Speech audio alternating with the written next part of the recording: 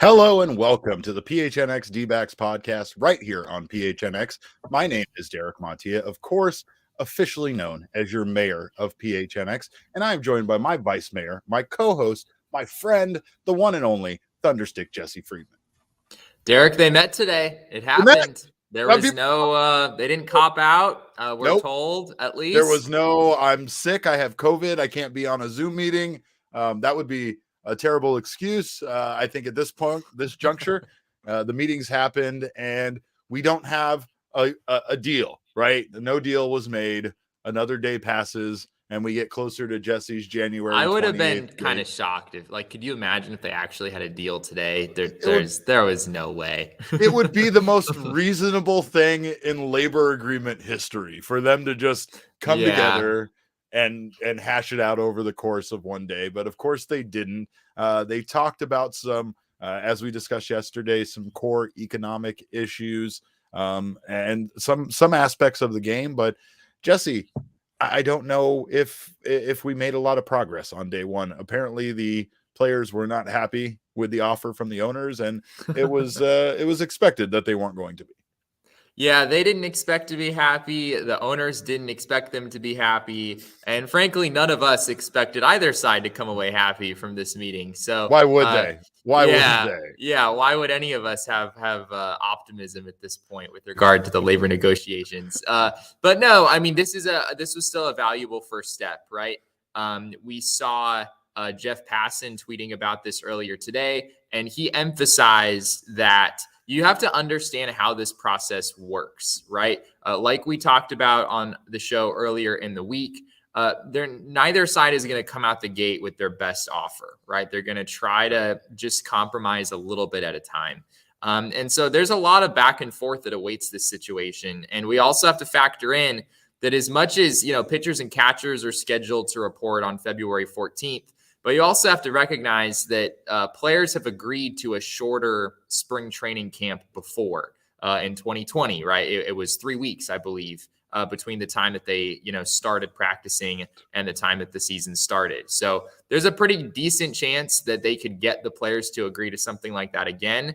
And if that's true, that kind of pushes back the date to maybe March 1st, and that being kind of the date where these sides really do have to start focusing on things in order to avoid missing games, which of course is the big motivation in this whole thing. Yes, Karen, at least they were talking. We can be thankful for that today.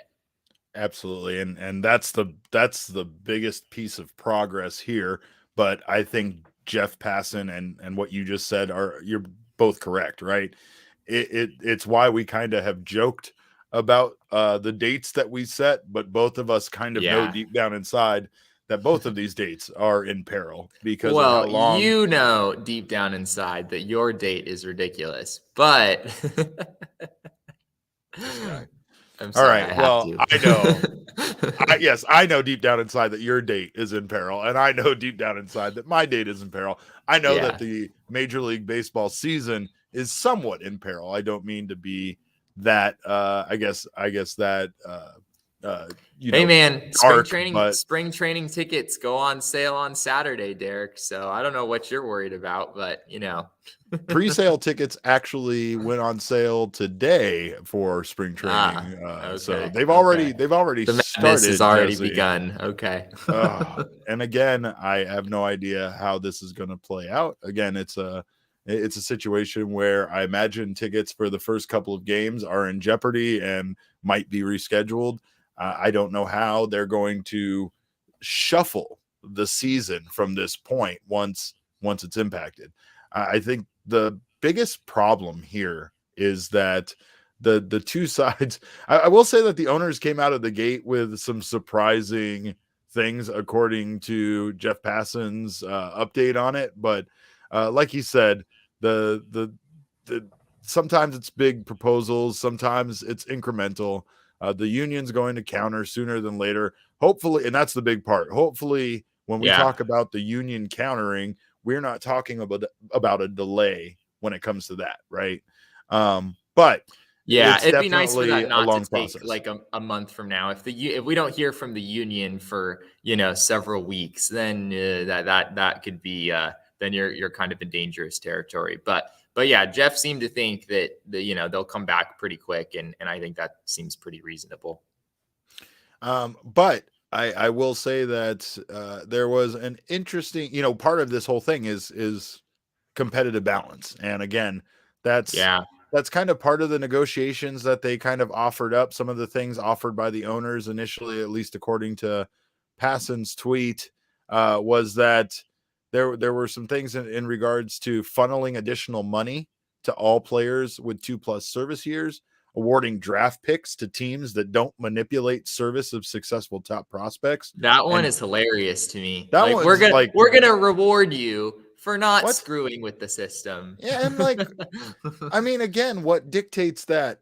Like a top prospect as far as when they were drafted, right? Because again, draft position doesn't necessarily dictate if it's a top prospect or not. Yeah, what they signed for or something. I don't know how you possibly come up with an objective threshold for what makes a top prospect as opposed to everyone else. I'm sure they probably came with more details than what Jeff put in his tweet. But yeah, that is an odd one for sure. Rounds 1 and 2, you can't screw with everybody else. Fuck their career. You can do whatever you want with them, right? Let's not forget how far down the line Mr. Paul Goldschmidt came to the Arizona Diamondbacks. So it's true. Again, 8th round. Who's to know what is and isn't, a top prospect once they arrive under a team and start playing for the minor league system and working their way up. But can you imagine if it was just like the MLB pipeline rankings? Like it's just like Jim Callis and Jonathan Mayo doing their thing, and they get to decide the fortunes of all of these players. Just 1 through 156. Yes. Everybody after that, you can do whatever you want with. Right, exactly. Yeah, it's a weird situation, but yeah, there's still things here that were significant. You mentioned players with 2+ years of service time, Major League Baseball. The owners have expressed a willingness to bump up those salaries a little bit as well. They should. I mean, some of these guys are incredible players the moment they come out of the gate and they're making $500 or $600K for a while.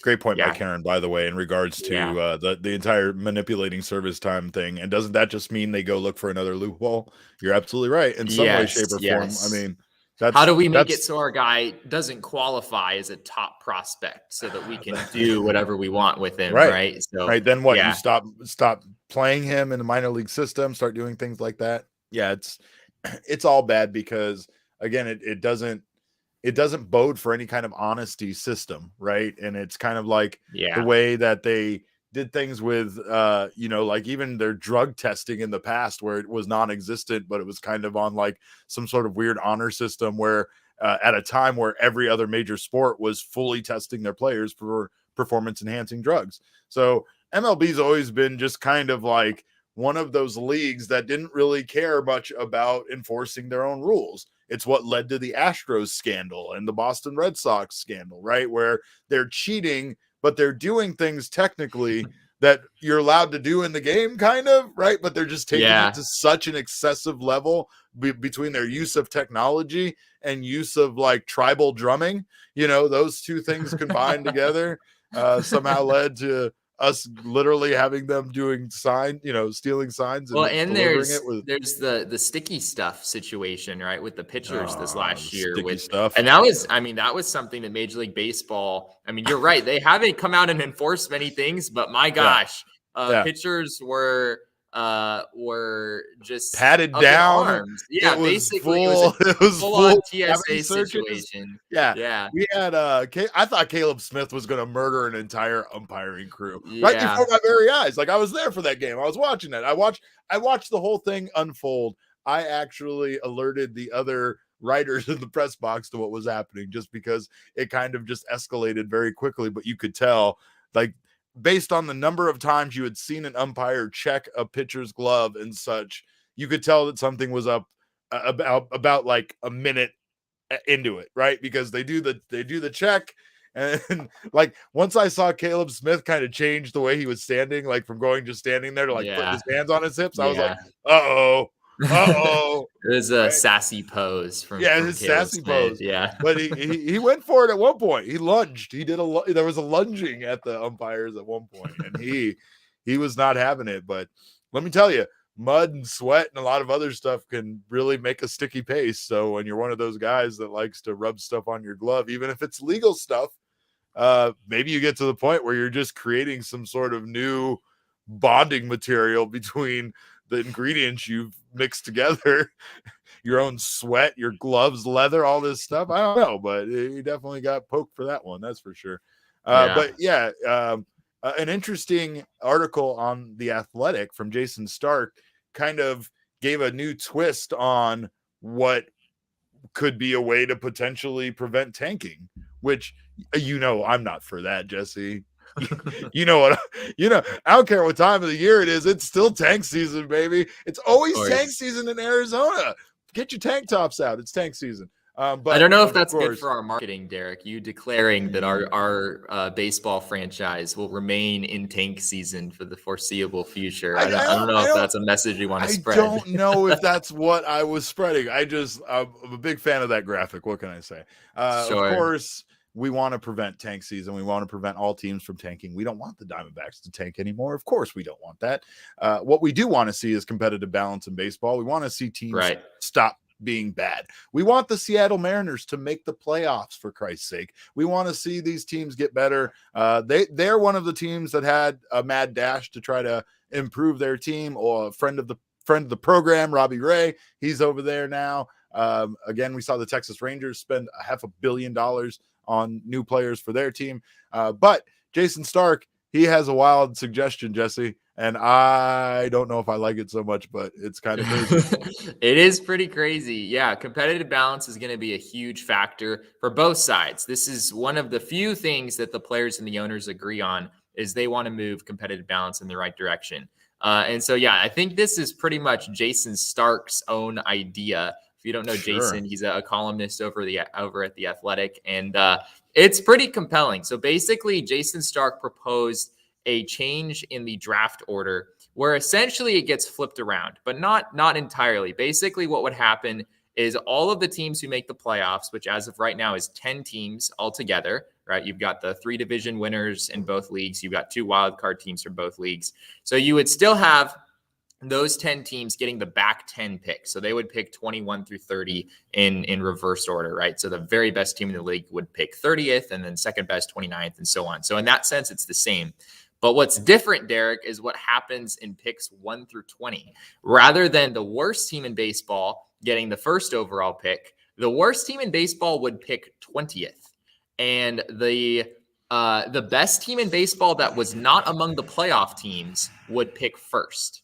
So essentially what it does is it creates incentive either to get into the playoffs, in which case you're in the playoffs and you probably don't care where you pick, or to try to get as close to the playoffs as you possibly can, because the closer you get to the playoffs, the higher of a draft pick you'll get. If you're the best team that doesn't make the playoffs, you get the first pick. If you're the second best team that doesn't get into the playoffs, you get the second pick, and so on and so forth. So I think it's pretty compelling, Derek. I was dreaming earlier today after reading this article about what it would look like if all 30 MLB teams were actually trying at the same time. Like what a wild concept that would be if there were no teams that were tanking. Every team had incentive to go get that extra reliever, to go try to pad your lineup, grab that extra utility player, because that there's no reason not to, right? You are going to be incentivized always to be as good as you can be, either to make the playoffs or to get the best pick you can if you don't make the playoffs. So I thought it was pretty interesting, which I guess Robert York agrees with. Yeah, what do you think, Derek? Give me your take. I don't hate this idea at all. I'm with Robert York. I find it to be interesting because, again, the baseball season is so long, right? So the worst part about it, essentially, when it comes to teams tanking, is how long you have to deal with your team tanking, right? Exactly. When you talk about the football season, right? The football season is 17 games, now, right? It's 17 games this Yeah, season. which I And still don't understand. How do they play an odd number of games, right? Like every no. team plays more home games than road games or more road games than home games. I still Yeah, don't understand the NFL, but I anyway. don't. We never will, right? But at times, what I think about is the fact that there is this the of course the shorter time span, the less you have to deal with it, right? If your team loses every single one of their games, that's only 17 games, 18 weeks. You had to deal with it, one game per week that you had to deal with your terrible team being terrible, right? It's so much different in baseball when you talk about a 162 game season, right? There's just this lengthy, drawn out, like I saw, you know what it's like? Okay, I saw a video today that someone created as an art exhibit, a robotic arm, and the robotic arm's job was to scrape hydraulic fluid that it was leaking out back into itself, as like some sort of exercise on futility, right? That this Oh, thing is interesting. it's constantly leaking its own, hydraulic fluid that it requires, which they, of course, grossly colored red just to really Hmm. enhance the idea of our own mortality when you're watching this exhibit, right? But apparently, at one point, the robotic arm used to have enough time while scraping its own hydraulic fluid back into itself to like do a little dance, right? Oh my And then it would gosh. go back to scraping its hydraulic fluid. But people have What are said you over the what are you years, even talking about right now, Derek? wait, I'm going to get back around to it, right? Okay, okay. I'm saying that watching this thing slowly like die and scrape its hydraulic fluid back into itself to keep its, life going. That's literally like watching a team, play a 162 game season where, Uh, much like the Coyotes, right? Where there are times, I'm not saying the Diamondbacks were that this season, right?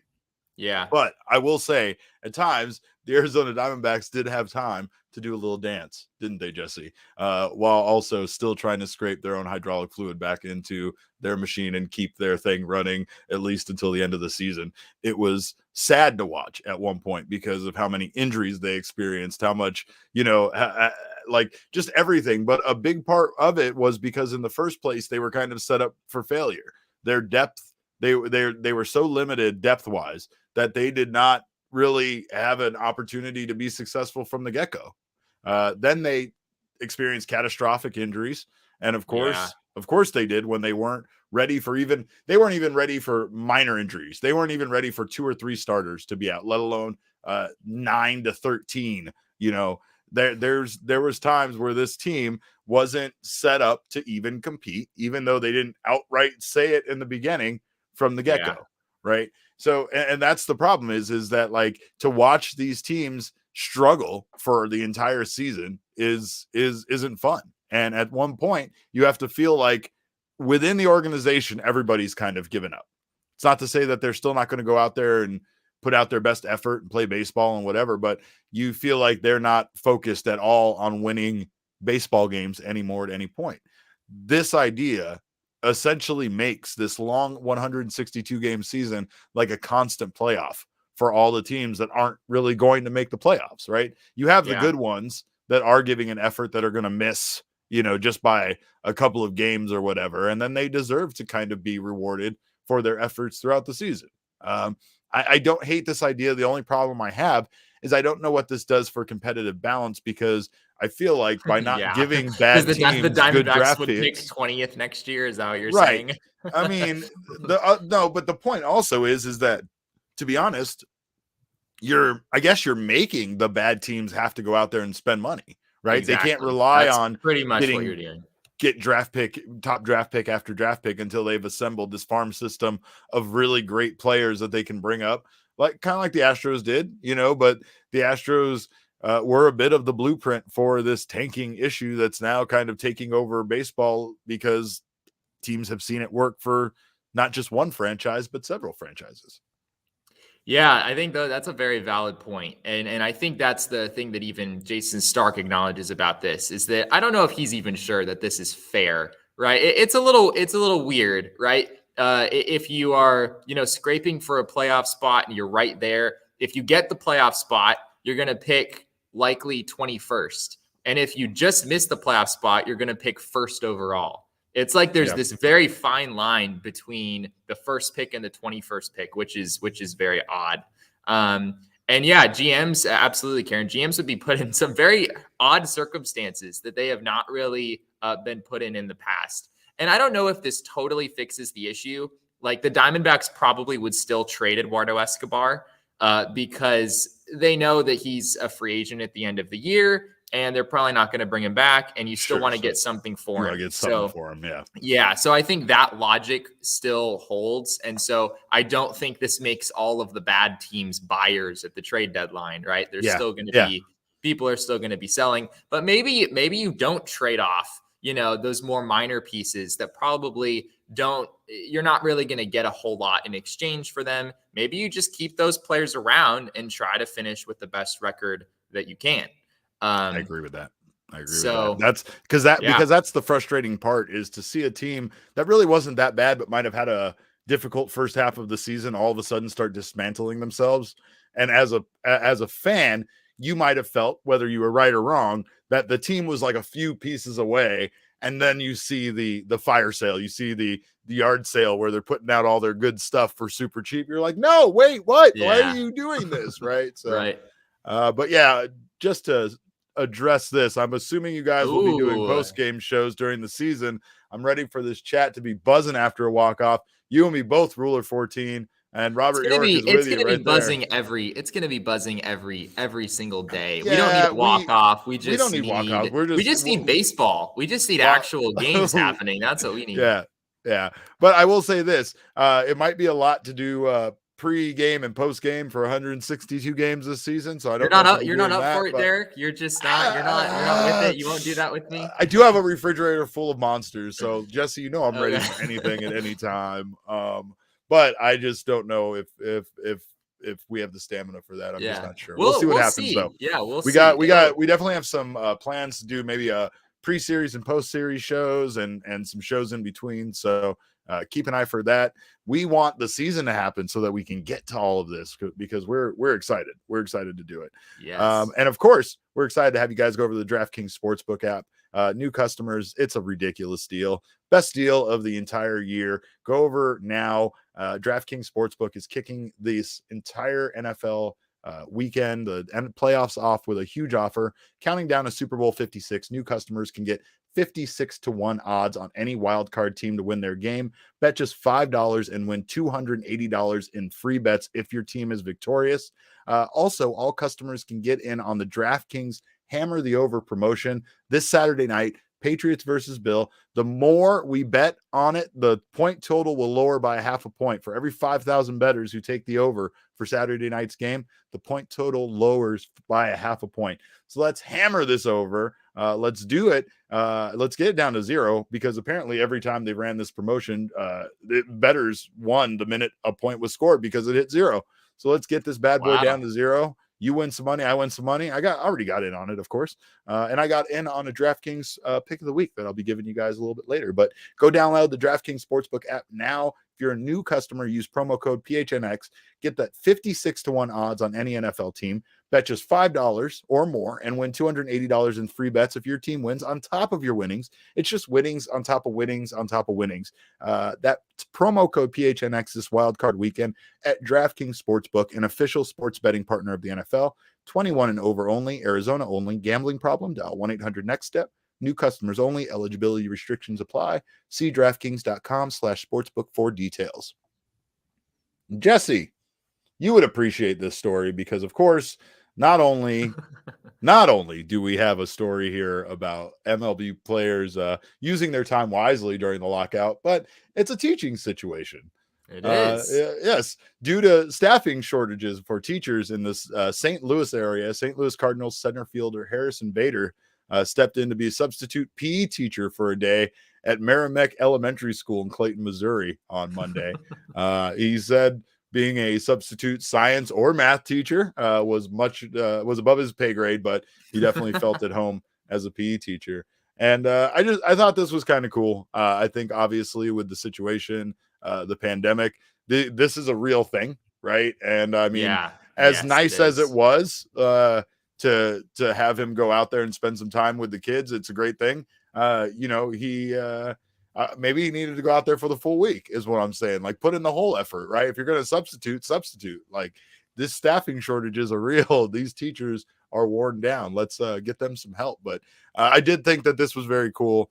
And it got me to thinking, what other like players or coaches maybe on the D-backs would make good substitute teachers? Oh my gosh. Did you see Karen's comment just now? That's incredible. What's that? Oh, Karen was Harrison Bader's host family in Peoria. Wow. That's incredible. Karen, we need to have you on the show. Karen McKenzie says I was Harrison's host family in Peoria, Illinois several years ago. Yes, excellent. That's amazing. That's amazing. And he seems to be an excellent young man to go do something like that for the school. So hats off to him. He must be the coolest. I mean, if he was to go and be a substitute math teacher, he might be maybe a little in over his head from what he said. Sure, but the kids know what they're doing. All he has to do is give them the assignments and then be cool, Mr. Bader, right? Like that's all I would. Well, like, and PE, like if you're a kid and you have a Major League Baseball player filling in, I honestly feel bad for the normal PE coach. Like what happens when the regular PE coach comes back and replaces the Major League Baseball player that the kids have been used to working with? That's going to be a little bit of a letdown, probably. So I kind of feel for whoever Harrison is replacing. But but that's I mean, that's got to be a pretty amazing thing for the kids. But your question is who else would be a good substitute teacher? Okay. Zach Gallen. Okay. Yeah. Brett Johnson says Zach Gallen would be a cool substitute teacher. Maybe David Peralta, so we can watch movies all day, all class period. Yeah. David Peralta I thought the same. David Peralta was the first name I thought of when I thought cool substitute teacher that will let me do anything, right? Yes. And I feel like which is the only kind of substitute teacher that kids really want. That's the only one we want. Absolutely. Who wants anything else? Who wants something that's actually going to, teach us or try? That's the worst, is when a substitute teacher tried. I think Tori Lavello would just be a cool teacher in general. I feel like his approach, his how much you'd like him, maybe even get Mike Hazen in there as a counselor. I don't know. Mike Hazen's vice principal materials. What I'm thinking here. But I don't know who else. Dalton Varsho, PE teacher. Okay, Dalton Varsho has quite a physique. I mean, he is a very fast and yet very well built 5'10" dude. It's really pretty incredible. Who comes to my mind first would be Carson Kelly, after David Peralta, probably. David Peralta, I feel like you probably hit the nail on the head there. Carson Kelly's just kind of like a funny guy. Like, he's just one of those people that, from what I can tell, which albeit is limited experience in press conferences and whatnot, but he has a sense of humor that I feel like kids would appreciate. For sure. Nick Ahmed actually is a bit obsessed with nutrition and such. Yeah. So that's I don't know, maybe a good science teacher or nutrition teacher. I don't know nutrition. Nick Ahmed would probably be great. Yeah. I don't want to date myself here, but I know kids have like more specific classes than I did back in my day, especially like in high school and stuff now. So I'm not going to try to act like nutrition might not be a class at this point, but who knows? But yeah. Brett Johnson, for sure. Eduardo Escobar. I don't Spanish. They wouldn't get anything done. They wouldn't get anything done. Nothing at all. Oh man. But for sure, I think it's super great. Back to Karen's story, which I find to be great. She says Harrison stayed at their place straight off of college, World Series at Florida, which again, I think that's really something outstanding about the baseball community. And again, it kind of shows how much the minor league guys need a little bit of help when they're trying to make Yeah, their way to yeah. the Now they big have time, housing right? apparently, Right. from what we know. But yeah, I mean, it's a huge thing. There are so many host families that have stepped up big in baseball over the years. I remember when I met Christian Robinson a couple years back, he raved about his host family as well. So a lot of host families have had a huge impact in this game that we probably don't talk about enough. Right. And it's something that's I don't know how common that is in other sports, but it seems to be something that's Yeah. quite common in baseball. Yeah, that's a great point because baseball has this enormous, monstrous minor league system that other Right. sports don't really have an equivalent for.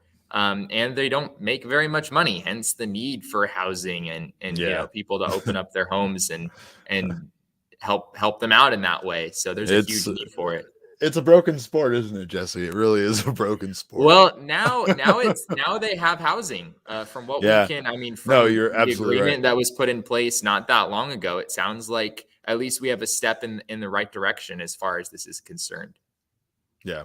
No, for sure. Yeah, and Karen says for him it wasn't money, it was the fact it was a mid-season, more hard to deal with leases. Yep, and I totally get that Sure, too. sure. That's something difficult. Even at a major league level when these guys are getting traded around and uprooting their lives and Yeah, you got to wonder how they do that, you know? yeah, Like if you're you know. renting a place and then suddenly you get traded and just like that's not really something No. that most apartment complexes in my experience are used to dealing with. That So, would be the greatest reaction to like someone losing their like having a difficult situation during a trade. It's just, oh, Skip, I just signed my lease. Like yeah.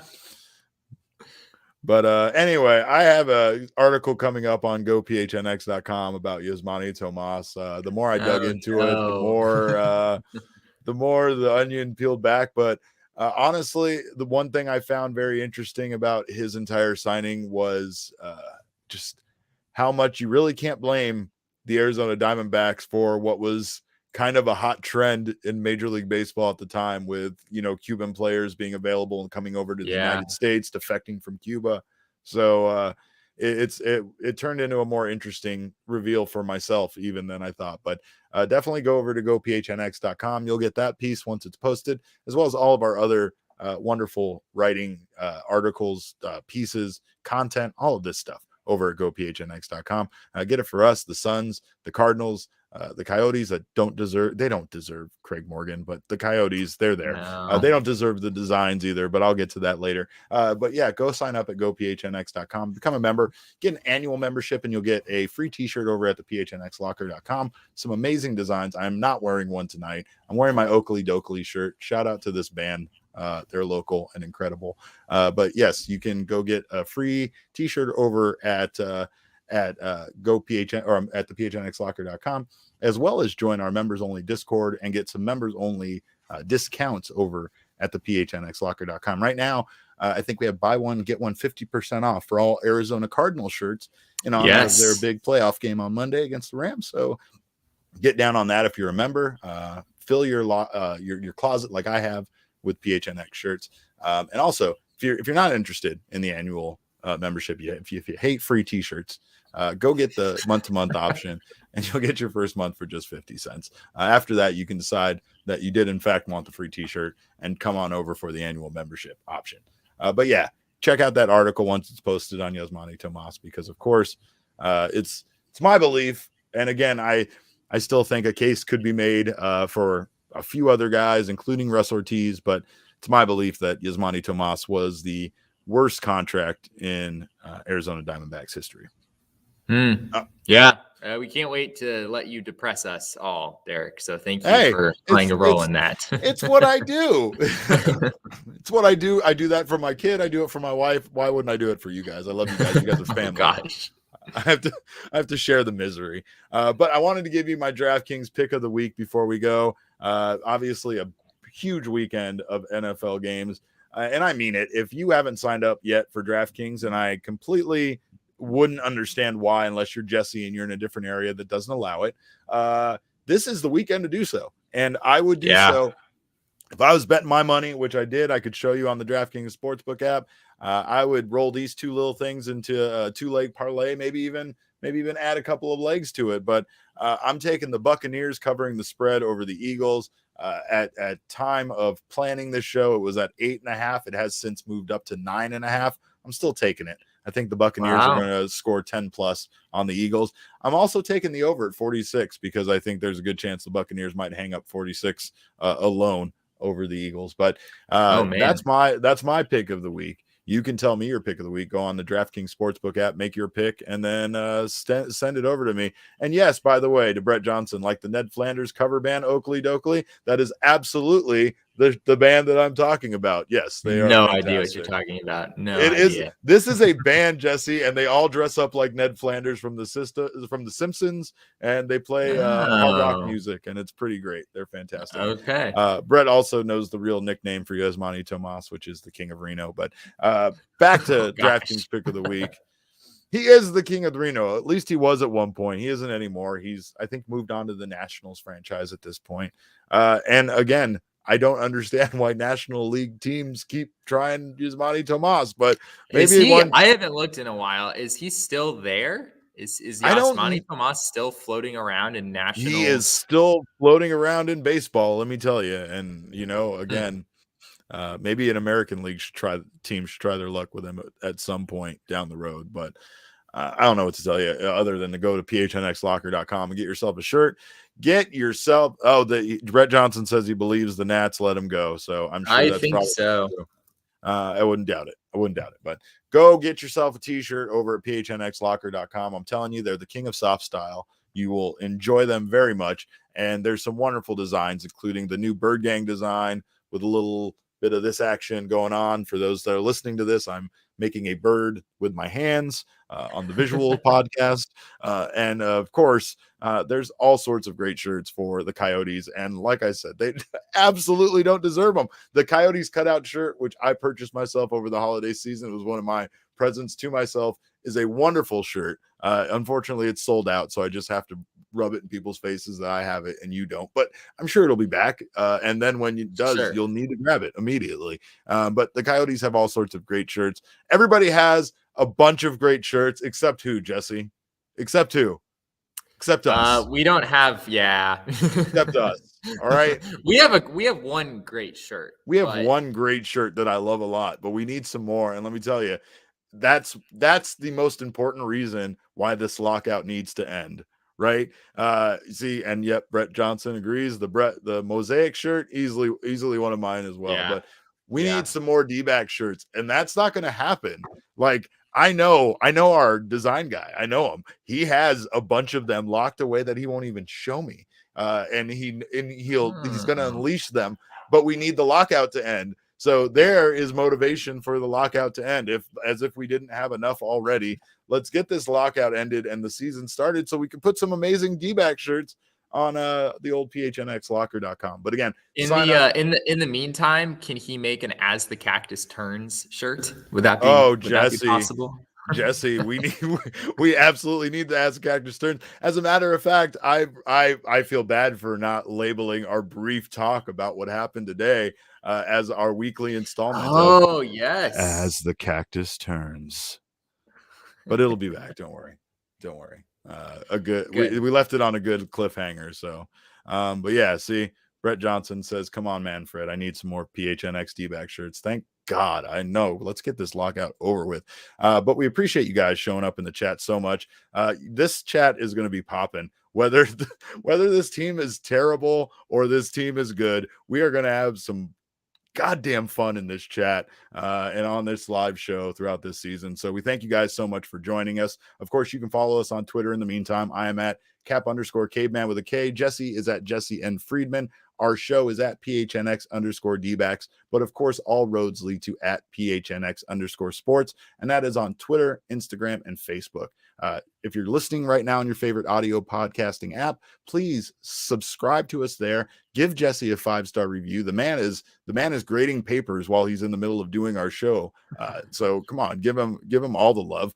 I not so much. I am in the room of like a 8-year-old's dream over here.